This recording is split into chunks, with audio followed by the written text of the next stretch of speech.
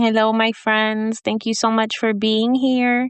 This is episode number 6 of Raised by a Monster, and you're so welcome here. Thank you for being here and listening. I'm so grateful. My last episode was titled How to Spot a Narcissist, and this episode is going to be part 2.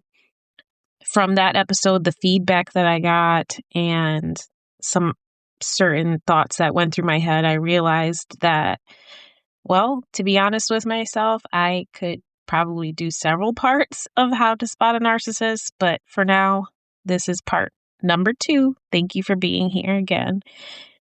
I want to say that I watch a show called Abbott Elementary. It's a comedy. It's so funny. I love it. But there is a triggering part to it. The main character, her name is Janine, and she's a teacher. And she has these mommy issues because, when her mom, the character, comes into play, you realize that she was very narcissistic, very selfish, and she just looks for a mother figure in other women. And oh my gosh, it was triggering. The last episode I watched, I was just tearing up. I'm like, yeah, that was me. This woman just reminded me of my own mother.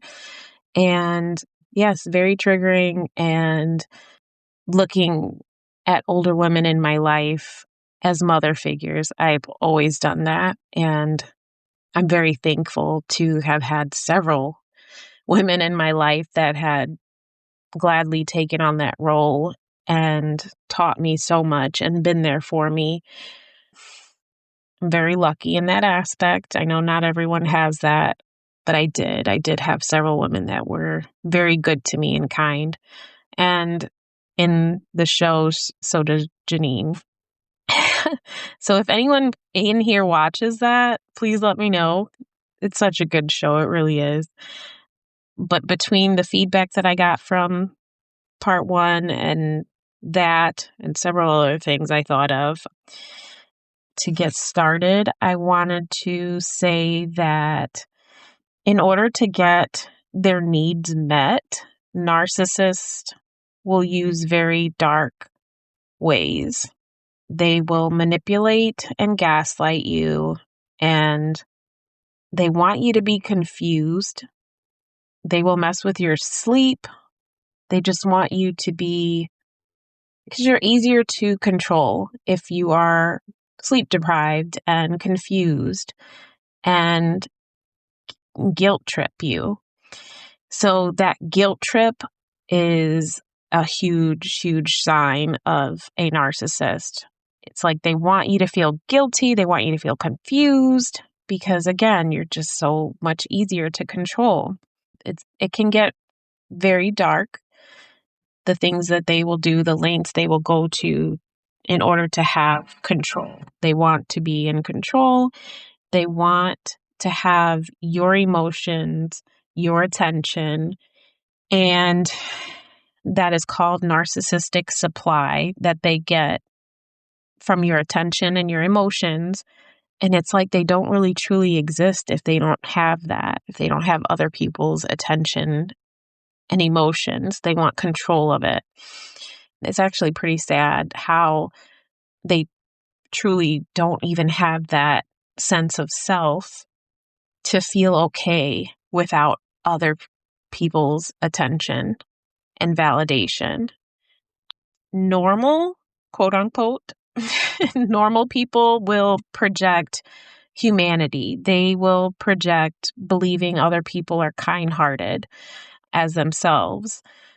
And narcissistic people project how they don't trust a good heart because they know how selfish they are themselves. They project their own feelings. They're very suspicious of everyone else because of who they are themselves. In order to have control of others, like I said, they confuse you, they guilt you, and once you really get the hang of what to look for, once you see it, you can't unsee it. it's it's like almost shocking. I do listen to, I can't remember his name. Tony Overbay. I listen to his podcast about narcissism. It's so good.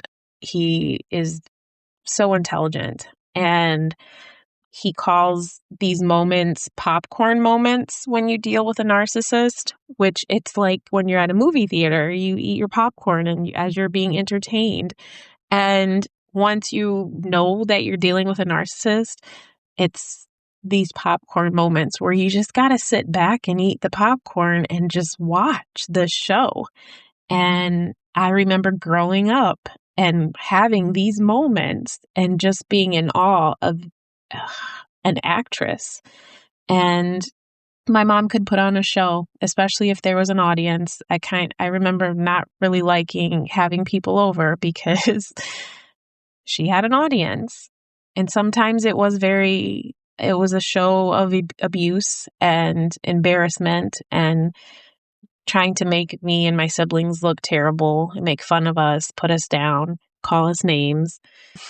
Or it was a show where it was all the attention, lights on her, look at me, where nobody mattered. No one else mattered. Either way, I remember just not wanting any kind of audience, no one over, because either way you were getting a show and either way it was all bad. And it's like when everyone left, that facade is gone. It's like, oh, I don't really care what anyone else thinks of me anymore. So back to this darkness. I also remember a lot of small lies. Sometimes when you're dealing with a narcissist, you'll notice they will lie about anything and everything. It's so odd. And even when you catch them or point out the lie, I mean, you can't hold them accountable. They can't really do that. But if you try, they will lie about the lie. And and then suddenly you're in trouble. You're the bad guy. And if you're dealing with a really good narcissist, I mean, you will fall for it. It's tough. It is tough. Those guilt trips about the lies will have you thinking you're a terrible person somehow just for speaking about what they did or what they said that was a lie.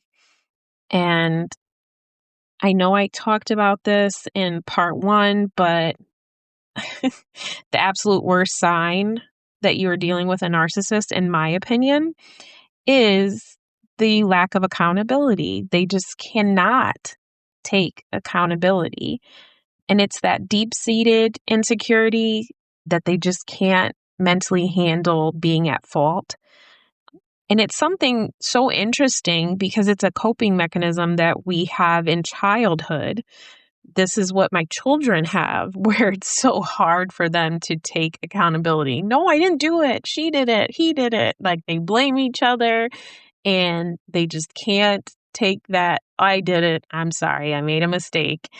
And it's something so innocent in childhood that you grow out of. You learn that it's okay. You grow out of it when you become an adult. Not saying that it's easy, because I can tell you, even for me and most adults, it still can be difficult to take accountability, to admit I'm not perfect, I made a mistake. And still, as a narcissist, they just truly don't grow out of that mechanism of not being able to take accountability. And it will drive you crazy. It's just, your hands are like bloody red. You're caught, right? And they oh, nope, this is not blood. This is something else. They just, they will gaslight you to believe it's something else or someone else's fault. And even if they have like what resembles some sort of accountability, it's not. They'll say, well, I did this, but it's because you did this.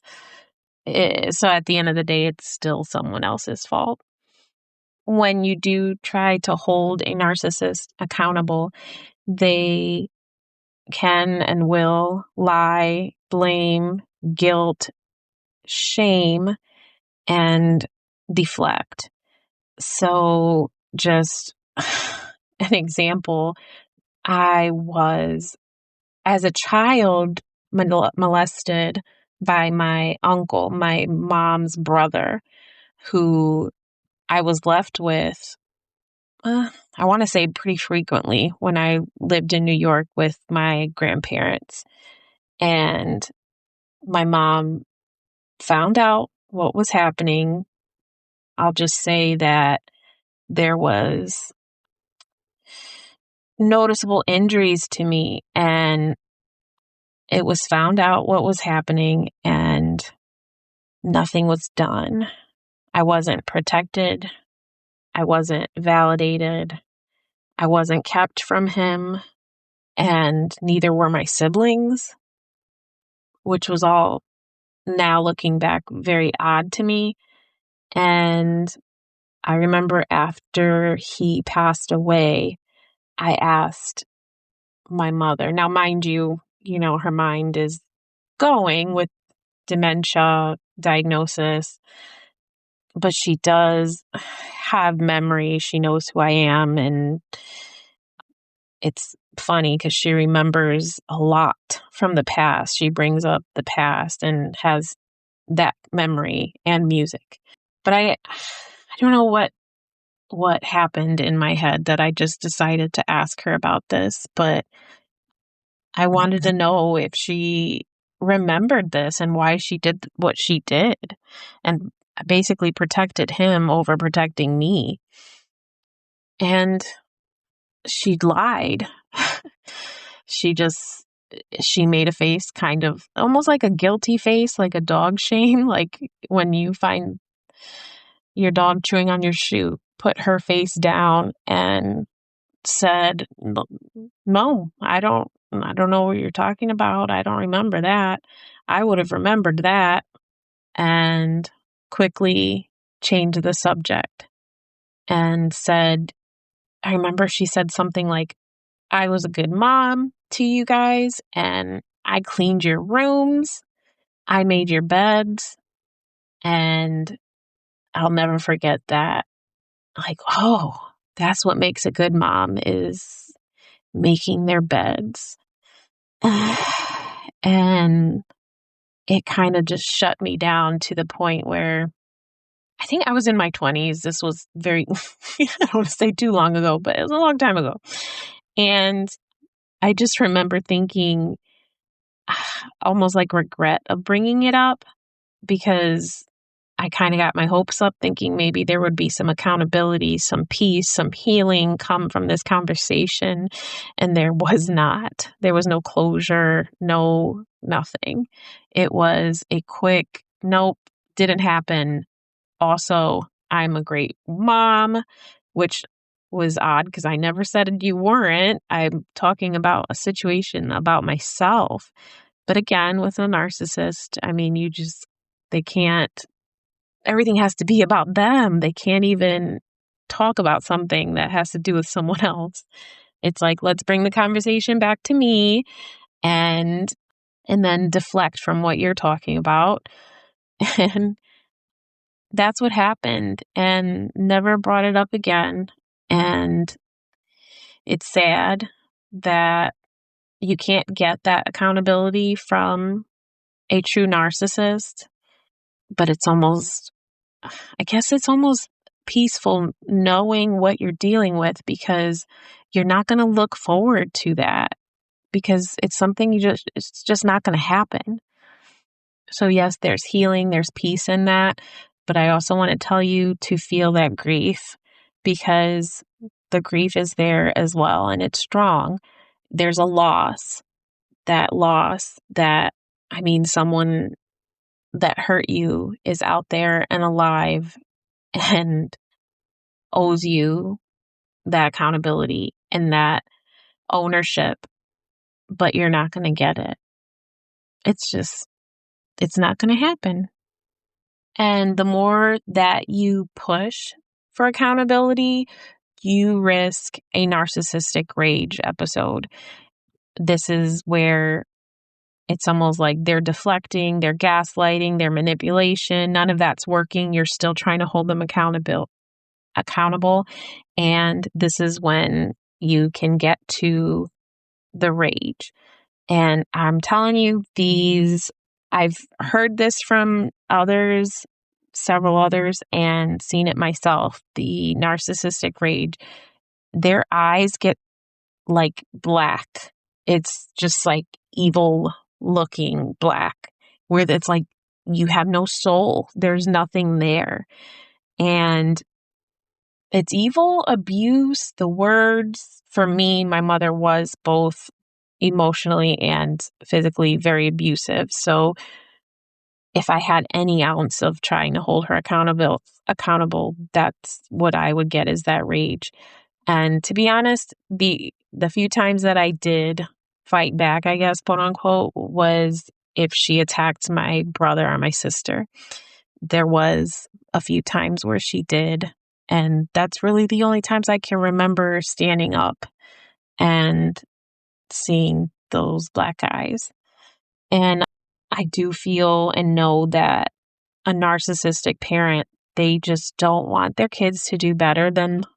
And if you're dealing with a narcissistic person that, let's say, isn't a parent in your life, it's just someone in your life, I'll say that they really don't want anyone around them doing well or better than them. They don't really have long-standing relationships, friendships, because it's like, it's all very superficial. You can't have like this deep, loving relationship with a narcissist because they just are so concerned with themselves. You can't really have a good relationship with someone like that. And they don't keep people around them if they are doing better, look better. It's very much, I will say, haterade is their favorite drink, because they will hate on anyone around them for doing better or doing more than them. And if their kids do better or have some success, or friends or someone around them, their significant other, they will take that credit. Even if they do it in like a sneaky way, it's like, oh, I did that. That's because of me. You're welcome. They do have huge fear of abandonment, which that's in a lot of different mental disorders. But I do have, my mother did try to commit suicide in 2014. And this was when my stepdad, they had gotten into an argument. He was saying he was going to leave, and he did leave physically. He was planning on coming back, but she had taken several different medications and decided that she wanted to kill herself. And she ended up calling 911 because she got scared of the way she was feeling and basically changed her mind. They had a recording of her calling saying, like, I want to live. I want to live. And she was taken to the hospital. They did that like charcoal thing where it takes up she was just throwing up everything that she had taken. I do remember seeing, it wasn't like rage eyes. I don't know what kind of eyes they were, to be honest, but it was very sad and not good. But I was at the hospital for that. And yep, that was in 2014. She's been through a lot. And it almost made me feel like, okay, did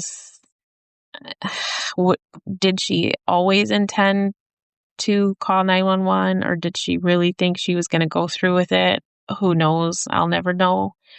She was intubated for a few weeks after that. And honestly, ever since then, she's been in and out of nursing homes and just trying to figure out what's best for her care, her mental status. And she's shut everyone out. the only person she does talk to is me. And I remember going to one of the nursing homes to visit, and she just, this was so long ago, I can't remember exactly why she was so angry, but just yelling and cursing and calling me all kinds of names. I just couldn't do anything right. And I remember walking out, and a nurse just stopped me and just, she's like, I have no words. I'm so sorry. And she just hugged me. And that moment felt good to feel seen, validated, and not alone. I have noticed and seen I guess, pattern that narcissists will mirror you and others because they don't have that sense of self. They will copy yours. Like, they don't have their own sense of self, their own set of values. Those values change with who they're talking to, depending on what they're talking about. You know, if my mom is talking to this person about how important recycling is, and they really believe her, and then the next day it's like talking to someone else and it's who cares about recycling. And that's just a silly example, but my point is, they don't truly have those set of values and sense of self, and they will mirror you and your values, your sense of self, the things you like, the things you do. And again, this is something that once you see it, you can't unsee it. And those popcorn moments where you just sit back and watch the show, it's so interesting. It's mind-blowing and sad. You will feel like you're walking on eggshells because you're constantly aware of their emotions, what they need. I mean, this was my entire childhood, was my worry of her needs and what she's doing. And I remember just hearing her footsteps, that she was coming, and my heart would start pounding. And just constantly, I almost felt like, this is something that I spoke with my therapist too. I almost felt like it wasn't until my late 20s that I developed a true sense of self for me, because I was always so concerned with hers and what she needs and what she wants and how she likes things. It's like, well, what do you like, Jessica? How do you like things? It's like, wow, mind blown. I can have my own set of things that I like to do things a certain way, not because of her, but because of how I want to do things, how I want to keep things, how I want to teach my children, not because of how she taught me or anything like that. I have my own thoughts. I am my own person. I have spoken to a lot of different women that have been in similar situations as mine, as far as dealing with a narcissistic mother. And I would love to speak with younger girls that are just now realizing it, because I wish I had a me back then in my 20s, just to open your eyes and learn that you're okay and that you're safe and that you are enough, because that was not given to me ever by my mother. And, you know, it's taken years of work and therapy and, you know, being with a good partner that reminds me that I am enough. And I do struggle with that still. I'm not going to lie. It's, it's, it's a lot of work that needs to be done to heal an entire life of dealing with someone that made me feel like I wasn't enough.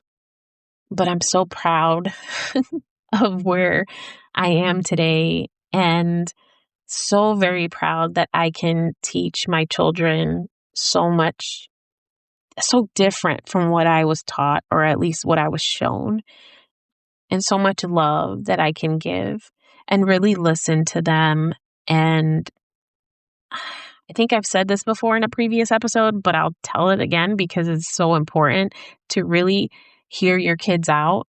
I think it's so easy, and even as a non-narcissistic parent, it's something that you can hear your child say something and you jump in and want to correct them right away and tell them, hey, listen, you got to think like this.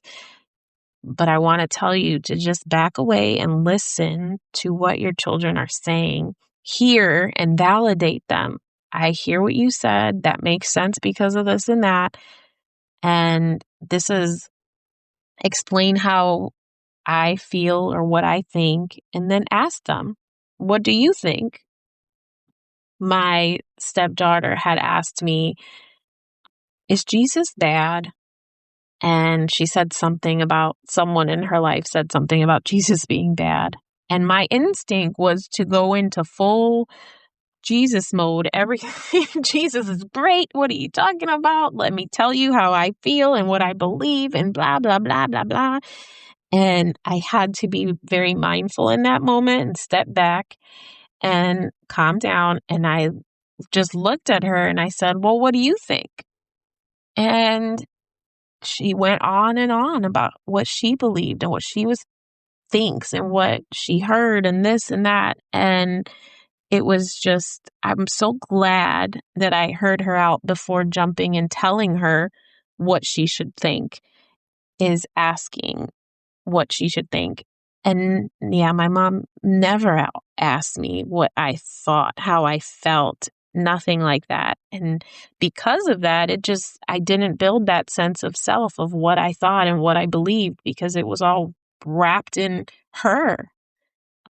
I will give you a little update on my mom now. She is, thank God, she's still in the assisted living that I got her into not too long ago. That was jump through hoops to get her in there. And it's been amazing care, amazing staff. And she did hit two people, physically hit two people with her hands. And I have been so worried that they were going to kick her out, and working with different people in there, they're taking care of her and adjusting medications, and so far she is doing okay. And I pray that she, can calm down and not put her hands on people. I will say that's triggering too, hearing that she put her hands on someone else, because I feel like I was the punching bag for so long, and now she does not have me around to do that. And I will say I do not have her around my kids. Someone else had asked me that. And as of right now, no, I don't have her around my children. And it's so interesting because they have not asked about her. I have not brought her up either. They know where she is. Every once in a while, that we would go visit her. But lately, with the way she's been acting, I'm not taking that risk. I do not want my kids to be around that behavior at all. So, as of now, things are okay. I've been pretty busy. I do photography on the side along with my full-time job. And now that it's warm out, I have been pretty busy and I love it. I love it. I love it. I love it. It's a little bit warmer outside, so I'm getting a lot of spring pictures, senior pictures, and seeing friends and meeting new friends. So this is it for part number 2 of how to spot a narcissist and healing mother wounds. And I don't know, we might have a part 3. We'll see. Please follow me on Instagram if you're not already. And if you have any feedback or ideas from listening to this episode, please reach out to me.